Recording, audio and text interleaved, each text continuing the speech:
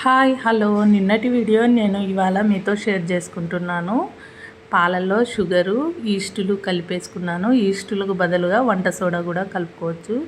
1/2 cup మైదా పిండి, 1/2 cup గోధుమ పిండి తీసుకొని కలిపేసి పెట్టుకున్నాను గట్టిగా. ఈ మిశ్రమము ఒక 1 అవర్ నానిన తర్వాత డబుల్ అవుతుంది. ఇంకా దాన్ని సిమ్లో అయితే పెట్టుకొని ఆయిల్ ఫ్రై చేసుకున్నాను. ఇవి ఈవినింగ్ స్నాక్స్గా పిల్లలకి ఇద్దామనుకున్నాను, కానీ నిన్న ఈవినింగ్ ఇవ్వడానికి కుదరలేదు. కానీ అందుకు ఈరోజు లంచ్లోనూ స్నాక్స్లోనూ పెట్టేశాను. నేనేమి ఎక్కువ చేయను కాబట్టి ఒక 1/2 కప్పు మైనే కాబట్టి సరిపోయాయి. ఇంక ఇవాళ అయితే పెట్టాను స్నాక్స్గా పిల్లలకి. ఇంకా మా బాబు అయితే స్కూల్ దగ్గర పిక్ చేసుకోను, నువ్వే రామ్మా అని చెప్పాడు నిన్నటి రోజున. ఇంకా అందుకు నేనైతే స్కూల్ దగ్గరికి వెళ్ళాను. నిన్నటి రోజున ఎండ ఎక్కువగా ఉంది. ఇంకా స్కూల్ దగ్గర నుంచి పిల్లల్ని తీసుకొని వెళ్ళి అక్కడే ఐస్ క్రీమ్ పార్లర్లో ఐస్ క్రీమ్ తినేసి మేమంతా మళ్ళీ రిటర్న్ అయ్యి ఇంటికి వచ్చేసాము. ఇంకా ఇంటికి వచ్చిన తర్వాత నైట్ డిన్నర్లోకి జొన్న రొట్టె క్యాలీఫ్లవర్ తాలింపు అయితే చేశాను. ఈ జొన్న రొట్టె మొదట్లో నాకు వచ్చేది కాదు, అయితే నేను ఈ మధ్యనే ఒక 5 years అయింది నేర్చుకున్నాను.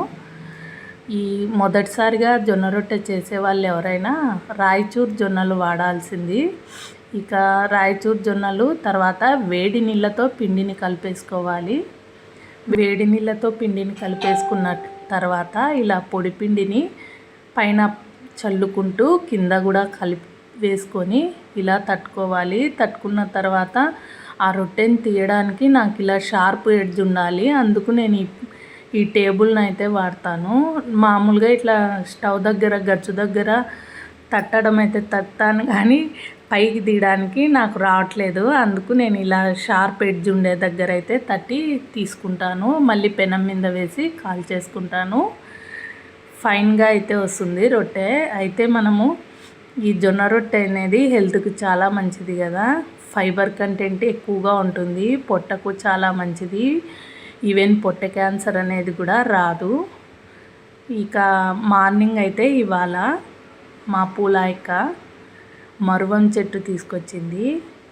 ఇక మనమైతే చూస్తూ ఉండలేము, ఇంకా కొనేసాను. మరువము చాలా మంచిది కదా, దాని వాసనే చాలా బాగుంటుంది. ఇంకా చిన్నప్పుడైతే ఆ మరువం చెట్టు మరువమాకులు వేసి పూలు అల్లేవాళ్ళు కదా. ఇప్పుడైతే ఈ మరువంతో పూలు అల్లడం ఎవరు చేయట్లేదు. అయితే మహాలక్ష్మి అమ్మవారికి కూడా ఈ మరువం చాలా ఇష్టము.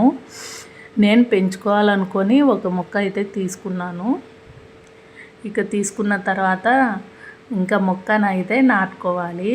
సైనస్ ఉన్న ప్రాబ్లం ఉన్న వాళ్ళు కూడా వాటర్లో మరిగించి ఈ ఆకులను తీసుకోవచ్చు.